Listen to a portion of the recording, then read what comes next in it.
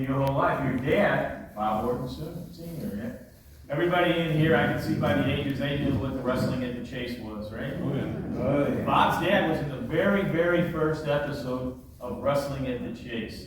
And Bob, you wrestled there, and your son, Randy, he's a WWE champion. You had NWA, WWE all over you, and Herb's been with you managing, working the academies. And Herb, you want to add something for Bob right here?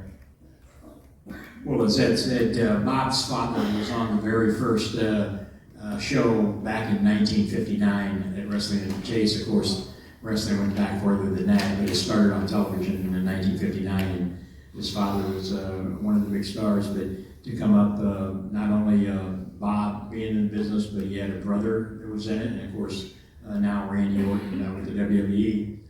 Bob was on the first Wrestlemania, am I right? Yeah, I think he was on 3 of them. 1, 2, 3, and 20. So, I'm telling you, I'm sitting up here with all this history, but Wrestling at the Chase was a household name for many, many years. And Bob's kind of like, I'm there, but he's really left his mark in the business. And the thing is, just a month ago, him and another gentleman, another WWE legend, does anybody remember Mr. USA, Tony Atlas? They won the Southern Illinois Championship Tag Team titles over at the Shriners in East St. Louis. So that's pretty amazing for 2 young gentlemen to do that. So, but Bob, can you just tell a little bit about what it's been like being all these years in that squared circle? Yeah.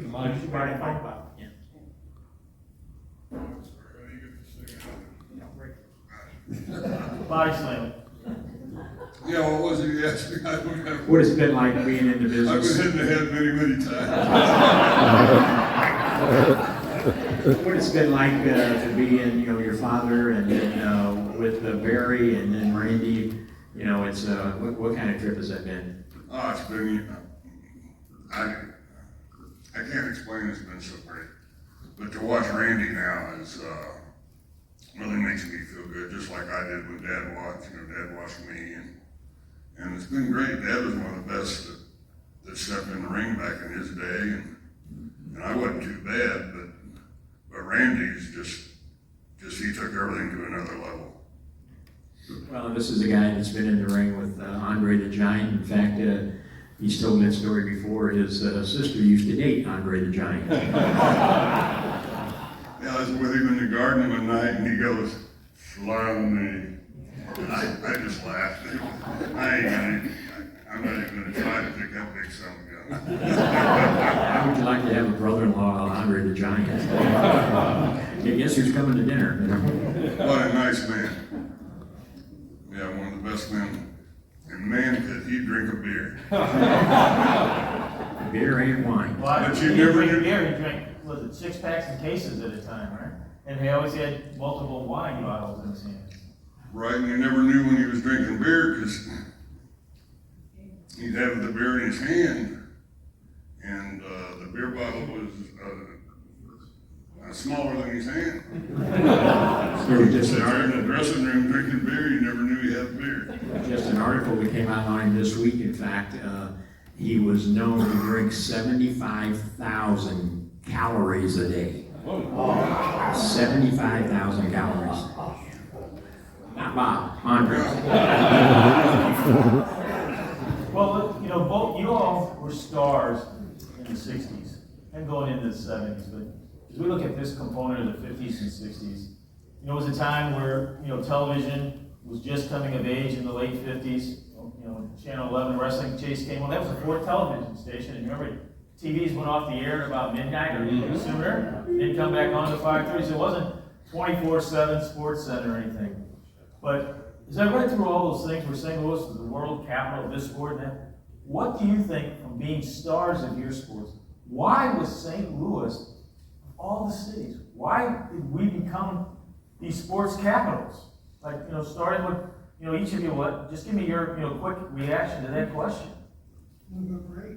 So that helps. As I said, it was a wasn't that much to watch on Saturday nights, and people fell in love. But it wasn't just wrestling at the Chase that was St. Louis.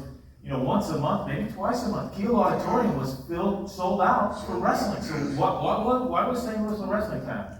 Sam Muchnick, he brought in guys from all over the country, the top guys from all over the country. So no matter what you saw from the very first match until the last match of the night, you saw the best in the business. And I think that's where Sam had them all beat. What was it like in wrestling? You see all this, you know, billion-dollar enterprise of the WWE. Did Sam have $1 billion and pay you guys millions to wrestle, or what was it like? Sam was the best in the whole country when it come to money. And then later on, I guess Vince would probably take it. But it wasn't real big money then in those days. No, not like they're doing now. But it wasn't bad.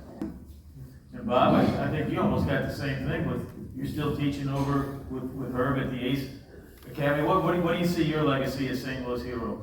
Oh, I think probably Randy. I think Randy said that was a good answer. Yeah, but you two would do it all over again? Oh, heck yeah. You do it all, same thing, just